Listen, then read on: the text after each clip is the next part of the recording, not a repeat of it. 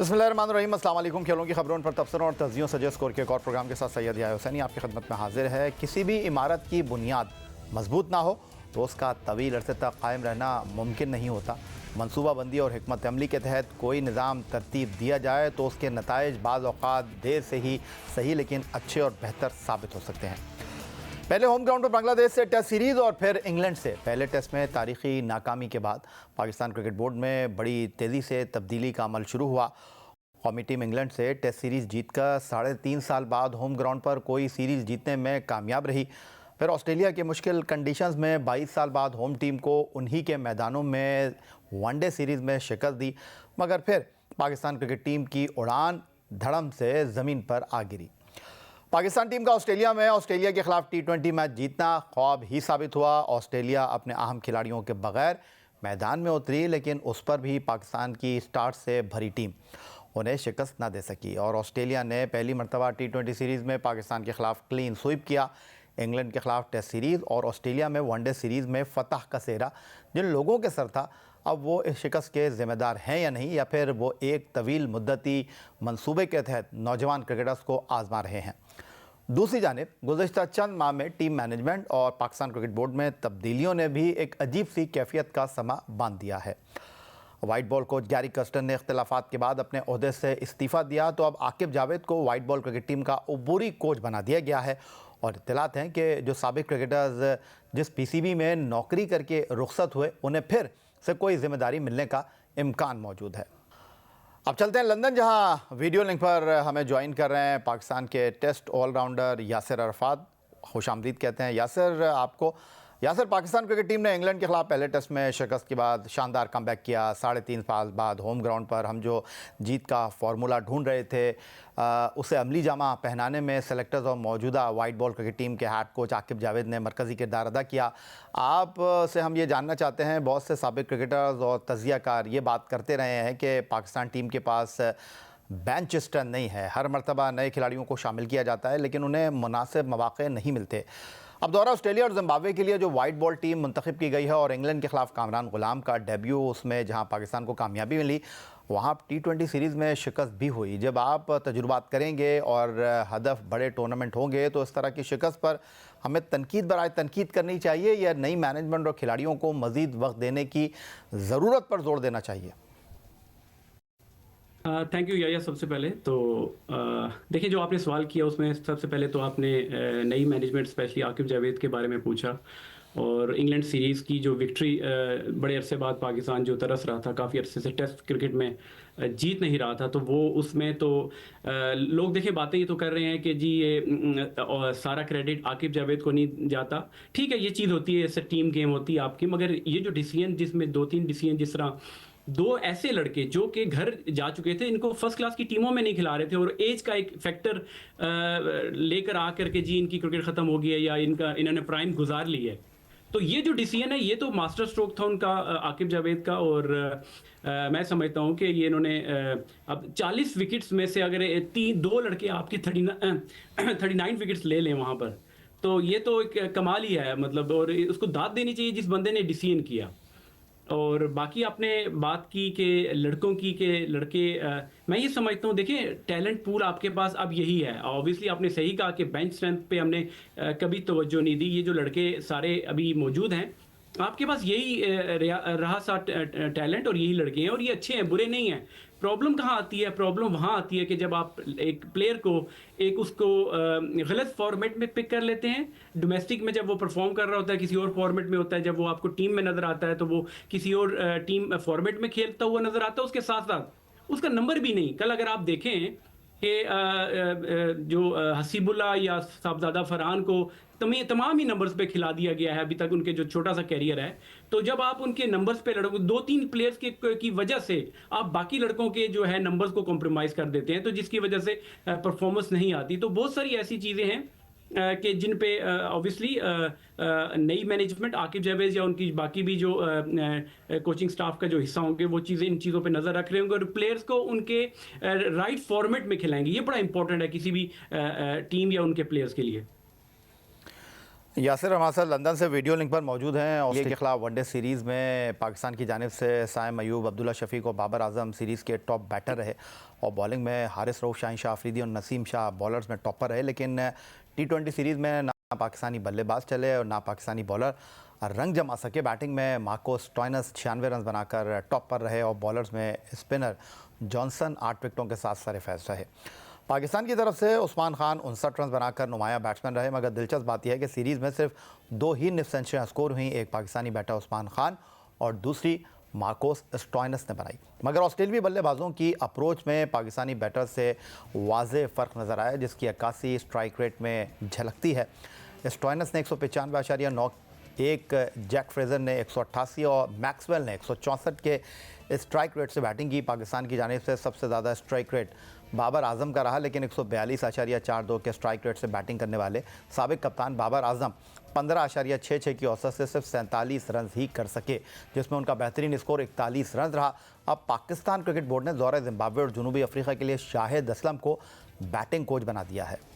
यासर, test match में 16 से ज़्यादा इनिंग में बिना निफ्ट सेंचुरी खेलने वाले बाबर आजम को इंग्लैंड के खिलाफ आखिरी 2 टेस्ट मैचों में टीम से ड्रॉप कर दिया गया और अब जो आखिरी एक रोज़ा मैच T20 मैच पाकिस्तान और ऑस्ट्रेलिया के दरमियान बैलरी ओवल होबार्ट में हुआ, वहाँ रिजवान को बाहर बिठाया गया, बाबर को एक और मौका दिया गया। 28 गेंदों पर उन्होंने 41 रन स्कोर किए। लेकिन अब सवाल ये उभर रहा है कि क्या टेस्ट मैच के बाद बाबर आजम मुख्तसर फॉर्मेट की T20 टीम से भी बाहर होने जा रहे हैं? देखिए ये मुझे भी यही लग रहा है कि जब तक जो मैंने थोड़ी सी देर पहले आपसे बात की थी ना कि टीम कंपोजिशन का, वो उसमें ये भी एक फैक्टर है कि आपके कुछ ऐसे प्लेयर हैं कि जो पास्ट में तो आपकी परफॉर्मेंसेस करते हुए नज़र आए, एक स्टार भी और रैंकिंग्स में भी अच्छे लाए, मगर अब जो टीम की कंपोजिशन जो बनती है, जो फॉर्मेशन बनती है, दूसरी टीमों को देखते हो। देखिए अब ये ऑस्ट्रेलिया की आपने भी कहा, तमाम ही लड़के, 3 लड़कों या 4 लड़कों को निकाल के सारे ही लड़के उनके नए थे। वो जिस तरीके की क्रिकेट खेलते हैं from the very first ball, आप उनके प्लेयर्स को देख लें और उनकी अगर आप ओपनिंग पेयर देखें, उन्होंने कंसिस्टेंसी रखी है। उन लड़कों को अगर सिलेक्ट किया था इस सीरीज़ के लिए तो उन्होंने चेंज नहीं किया। वेरज हमारा तो, मैं तो सरप्राइज था कल जिस तरह रिजवान को जब कप्तानी आपने ली, आपको मिली जिस तरीके से भी मिली, आप किस तरह तीसरे मैच में देखिए एक एक विक्ट्री मैटर करती है आपकी, तो आपने किस तरह खुद अपने आप को एक की प्लेयर, ये भी एक सवाल बनता है बहुत बड़ा सेलेक्टर से भी और इनसे भी कि ये क्यों बैठे। अगर वो इंजर थे तो वो बताया जाता। और उसके बाद ये है कि बाकी अब देखें, मैं हमेशा ये बात करता हूँ कि हम लोग दूसरी ममालिक की टीम के बनिस्बत बहुत पीछे क्रिकेट अब खेल रहे हैं। अभी भी ऑस्ट्रेलिया को देख लें, इंडिया को देख लें, या फिर साउथ अफ्रीका को देख लें, तमाम ही टीमें जो हैं वो रीवैम्प टू अभी जो वर्ल्ड कप खत्म हुआ है T20 का, उसके बाद इंडिया ने भी अपने अपने स्टार प्लेयर्स से, खुद क्रिकेट बोर्ड ने भी उनसे बात की होगी, मगर ये एक प्लेयर्स को भी अपना जो है कैरेक्टर शो करना चाहिए कि वो अगर समझते हैं कि उनकी टीम में जगह नहीं बनती तो उनको साइडलाइन हो जाना चाहिए। विराट कोहली, रोहित शर्मा की एग्जांपल है। आप स्टीवन स्मिथ को देख लें ऑस्ट्रेलिया के, जो रूट ने काफी पहले T20 छोड़ दी, तो इसमें कोई बुरी बात नहीं है। आप एक फॉर्मेट को या 2 फॉर्मेट को पिक करके और उस पर कॉन्सेंट्रेट करें और अपनी परफॉर्मेंस पे कॉन्सेंट्रेट कर सकते हैं। ठीक हो गया जनाब। Test allrounder Yasir Arfat London से वीडियो लिंक पर हमारे साथ मौजूद। पाकिस्तान क्रिकेट टीम ऑस्ट्रेलिया के दौरे के बाद अब निस्बतन आसान सीरीज़ खेलने के लिए जिम्बाब्वे जा रही है, लेकिन वहाँ हम अपने अहम खिलाड़ियों के बगैर मैदान में उतरेंगे। लेकिन कोच का नया तजुर्बा हम करने जा रहे हैं और गैरी कर्स्टन की अदम मौजूदगी में जेसन गिलेस्पी ऑस्ट्रेलिया में हमारी ड्रेसिंग रूम में बतौर कोच मौजूद थे, जो अब दौरे जनूबी अफ्रीका के 2 टेस्ट की सीरीज़ में कोच तो होंगे, लेकिन जनूबी अफ्रीका और जिम्बाब्वे में वाइट बॉल टीम की कोचिंग की जिम्मेदारी आकिब जावेद को मिल रही है। इस पर भी गुफ्तगू करेंगे और भी मौज़ूआत हैं, लेकिन सब कुछ एक ब्रेक के बाद।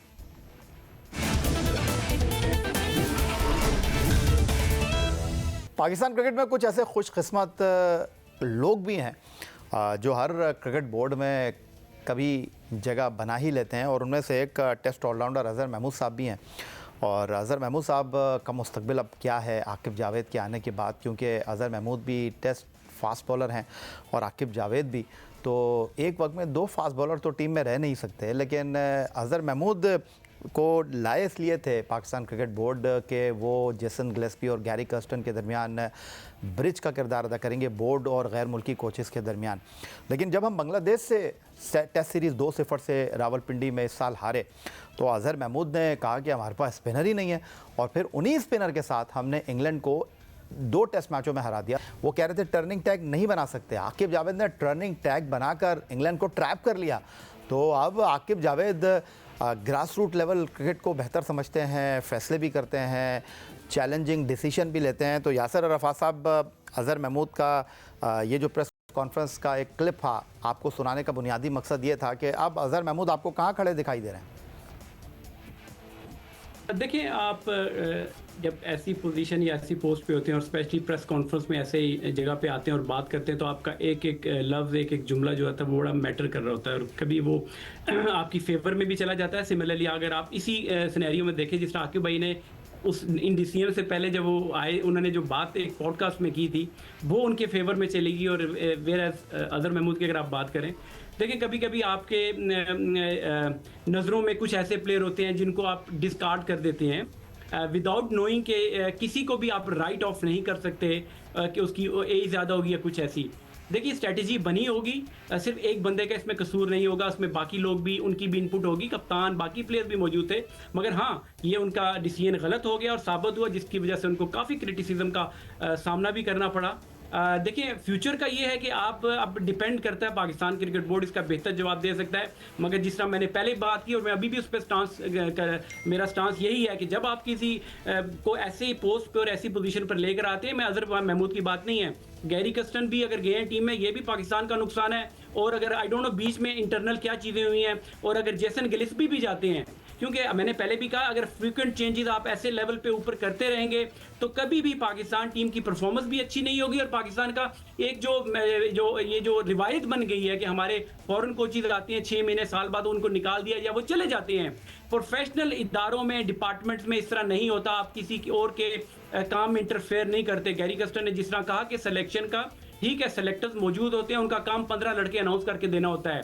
11 की मैं अभी भी कहता हूं कि 11 जो टीम बनती है वो कोच का और वो कप्तान जो जगह पर होता है, ग्राउंड में पोजीशन पे होता है, ये उसका काम होता है। तो ज़्यादा इंटरफेरेंस भी नहीं अच्छी होती। आपका अगर एक चीज़ अच्छी हो रही है तो कोशिश ये करनी चाहिए कि आपको उसी पे फोकस करना चाहिए, बजाय कि जिस तरह आपने पास में देखा होगा कि चेयरमैन साहब जब पिचेस में भी इन्वॉल्व होते थे, पिचेस के बनाने में भी, टीम सिलेक्शन में, डोमेस्टिक में भी जाके लोगों को बातें करते थे। तो इस एक चेयरमैन का काम नहीं होता। सिमिलरली अभी भी मैं कहता हूँ कि सिलेक्टर्स का काम सिलेक्ट करना है टीम, कोचेस का काम है कोचिंग करना। तो ये क्लियर मेरी तरफ से मेरा ये है मैसेज। अच्छा यासिर, मेरी आपसे कुछ दिन पहले बात हो रही थी और जब मोहम्मद हफीज़ आपको लेकर आए थे न्यूजीलैंड के दौरे में वाइट बॉल टीम के साथ, तो आपने कहा था कि यार मैं आऊँगा तो फिर मैं NCA भी जाऊँगा और वहाँ पर काम करूँगा। ऑफ सीज़न असल में काम करने का मज़ा है, लड़कों को देखने का मज़ा है, उनको टास्क देने का मज़ा है। तो ऐसी सूरत हाल में अगर मैं आपसे पूछूं कि आप सोच रहे थे, लेकिन बहरहाल फाइनल अथॉरिटी तो क्रिकेट बोर्ड है ना, अब क्रिकेट बोर्ड जो आपसे काम लेना चाहे, आप कुछ सोच रहे हैं, क्रिकेट बोर्ड कुछ और चाह रहा है, तो ऐसे में फिर मैं आकिब जावेद के साथ खड़ा हूँ। क्रिकेट बोर्ड ने आकिब जावेद को कहा कि जी आप टीम को ज्वाइन करें, तो आकिब जावेद क्या करें? देखिए इसको मैं इस तरह कहता हूँ, हम लोग हमेशा बात करते हैं ना कि मुश्ताक अहमद, सकलैन मुश्ताक, ये जो बाकी कोचेज़ बाकी मुल्कों में जाके काम करते हैं तो वहाँ ठीक, और हमारे मुल्क में आते हैं, तो ये डिपेंड करता है इंग्लैंड क्रिकेट बोर्ड किस तरह यूटिलाइज़ करता है किसी भी कोच को। जीतन पटेल न्यूजीलैंड के, मैकलम जिस तरह कर रहे हैं, सिमिलरली पाकिस्तान भी ये डिपेंड करता है कि आप यूटिलाइज, आप देखिए मैं आपको या आप, मैं आपके इदारे में आ जाऊँ, आप मेरे हाथ बांध दें और मैं अपना पोटेंशियल जो मेरे में अगर कोई टैलेंट है तो मैं शो ही ना कर सकूँ, तो ये तो वही होता है कि आप क्रिकेट बोर्ड में लड़कों को ले तो आते हैं मगर आप उनको जब अथॉरिटी नहीं देते या आप उनको काम नहीं करने देते, ये यहाँ पे प्रॉब्लम आती है। और देखिए जब आप ऐसी बड़ी पोस्ट पे लोगों को लेकर आते हैं तो कमिटमेंट आप उनको दे लें। अब मेंटोर्स की बात देख लें, अभी 5 मेंटोर्स आपने लिए और कोई चैरिटी वर्क हो रहा है, कोई कौन से फंक्शन में जा रहा है, कोई खेल भी रहा है अभी, तो इस तरह के डिसीजन आपने जो किए हैं, तो इन चीज़ों को आप अपने आप को बेहतर करें। आपके एज ए क्रिकेट बोर्ड एक हायर अथॉरिटी बॉडी बनकर जब लोगों को लेकर आते हैं फिर उनसे काम करें, उनको यूटिलाइज करें। अब यही बिल्कुल आपने सही बात की। देखें ये जो काम होता है फिटनेस का, स्किल लेवल का, ये ऑफ सीजन होता है, ये थ्रू आउट द ईयर होता है। प्लेइंग टाइम में तो आप उनको टच नहीं करते, बाद में जिस तरह मैंने पहले भी बात की थी कि आप जो रिपोर्ट पाकिस्तान के मैनेजर या कोचेज क्रिकेट बोर्ड को रिपोर्ट देते हैं, उसके बाद जो कोचेज काम कर रहे होते हैं अकेडमी में जूनियर लेवल पे, ये उनका काम होता है और ये देखना भी यही होता है कि वो इस काबिल हैं कि वो लड़कों के ऊपर काम कर सकते हैं। ये एक बहुत बड़ा सवालिया निशान है।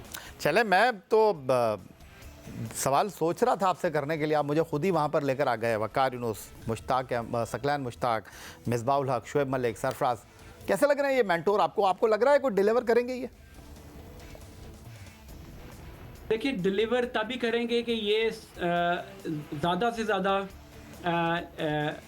हाई परफॉर्मेंस सेंटर में, ये ग्राउंड्स में फर्स्ट क्लास के इवेंट्स हो रहे हैं, जिस तरह बाकी टीम में लड़कियों के भी कंपटीशन हो रहे हैं, उसमें भी कुछ मेंटोर्स जा रहे हैं, और ये थ्रू आउट द ईयर। ठीक है, देखिए एक दो महीने की छुट्टी बंदा कर भी लेता है, कोई ऐसा मसला नहीं है, मगर जब आप ऐसी रिस्पॉन्सिबिलिटी लेते हैं तो आपको डोमेस्टिक के मैचेस में, मुझे अभी तक मैंने कोई ऐसा क्लिप नहीं देखा होगा कि डोमेस्टिक में के मैच में कोई हमारा मेंटोर कोई गया हो, जो भी डोमेस्टिक पाकिस्तान में चल रही है। ठीक है, तो ये होता है। फिर उसके बाद फिर आपने जो लड़के, ठीक है, आप वहां पे भी नहीं जाते, फिर भी कुछ लड़के ऐसे होते हैं कि जो आप समझते हैं नहीं खेल रहे, आप स्काउटिंग करते हैं, आप जाके उन लड़कों को बुलाते हैं। स्पिनर्स की प्रॉब्लम हमारे मुल्क में आ रही है, तो हमें तो जो लड़के नई टीमों में सिलेक्ट हुए उनको बुला के ओपन ट्रायल, पूरे पाकिस्तान में एक ओपन ट्रायल कराएं, जिस तरह लाहौर कलंदर पीडीबी का काम करती है। तो उसमें से लड़के जो आपको, जब ओपन ट्रायल में लोग आते हैं, तो आपको जो छुपा हुआ टैलेंट होता है, जो किसी भी वजह से, सिफारिश ना होने की वजह से सामने नहीं आ सकता, तो ऐसे लड़के अगर आप ओपन ट्रायल पूरे पाकिस्तान में करवाएं,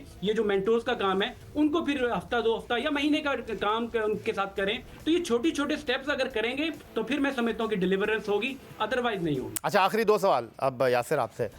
आपने लाहौर कलंदर की बात की, तो मुझे बताइए लाहौर कलंदर के साथ आकिब जावेद ने जिस अंदाज़ में काम किया, समीन राना, आतिफ राना ने उनको फ्री हैंड दिया। बहुत सारे लोग कह रहे हैं कि जी वो फ्रेंचाइज थी, ये क्रिकेट बोर्ड है, इनका एक अपना निज़ाम है, वहाँ तो 2 लोग फैसले कर रहे थे, आकिब जावेद को उन्होंने फ्री हैंड दिया हुआ था। वाकई ऐसा है या आपको लगता है कि नहीं जी आकिब जावेद जो है वो डिलीवरी देंगे? नहीं, बिल्कुल यही है, रीज़न ही भी यही बना कि आकिब जावेद के पास फ्री हैंड था, और उनको जो भी उन्होंने मेरे ख्याल से ट्रायल्स करना चाहा, टूर्स करने चाहिए। शुरू में ऑस्ट्रेलिया के टूर्स होते थे, फिर जिम्बाब्वे में एक कंपटीशन हुआ, फिर अब पाकिस्तान में भी ये लोग इवेंट्स कराते रहते, तो मेरे ख्याल से रीज़न यही हुई है।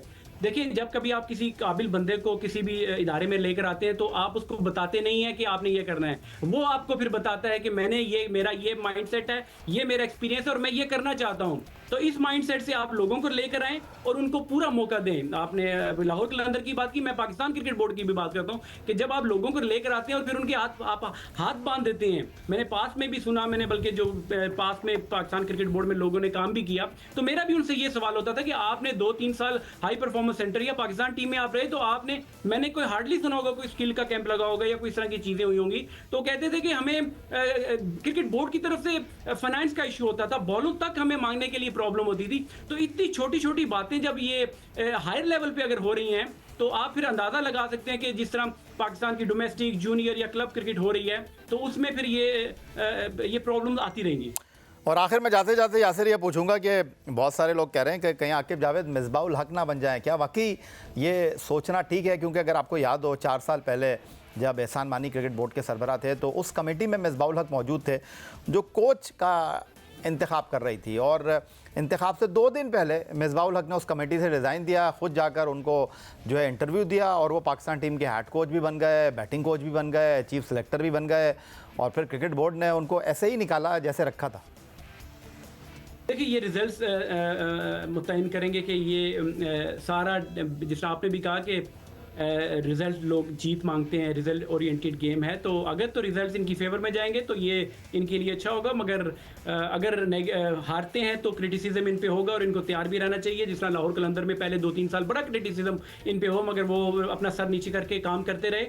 और मैं फिर भी यही कहूँगा कि आकिब भाई की अगर कहीं ज़्यादा अफादियत है पाकिस्तान क्रिकेट बोर्ड में, तो वो एक ऐसा, क्योंकि ट्रस्ट उनका डेवलप हो चुका है Pakistan cricket board, specially chairman साहब के साथ मेरे ख्याल से उनकी इतनी अंडरस्टैंडिंग है कि वो उनको ये चीज़ मनवा सकते हैं कि वो बिहाइंड द सीन रह के ज़्यादा बेहतर पाकिस्तान की, शॉर्ट टर्म नहीं, क्योंकि जिस तरह आप देखें ये वो वाहिद क्रिकेटरों में से हैं कि जो क्रिकेट छोड़ने के बाद स्टेट अवे कोचिंग में आए और उन्होंने एक थ्रू प्रोसेस जूनियर लेवल पे काम किया। तो ये बेहतर जानते हैं कि पिचेस का और जो सिलेक्शन और इस तरह की चीज़ें जो नेपोटिज्म या जूनियर लेवल पे लोगों के साथ ज्यादती होती हैं, तो वो इसको बेहतर समझते हैं। अकेडमीज इन्होंने मुदस्सर नासिर भाई के साथ मिलकर चलाई, तो मैं ये समझता हूं कि उसी वजह से पाकिस्तान की क्रिकेट में आपको बेंच स्ट्रेंथ मिलती थी कि नीचे से लड़के आ रहे थे।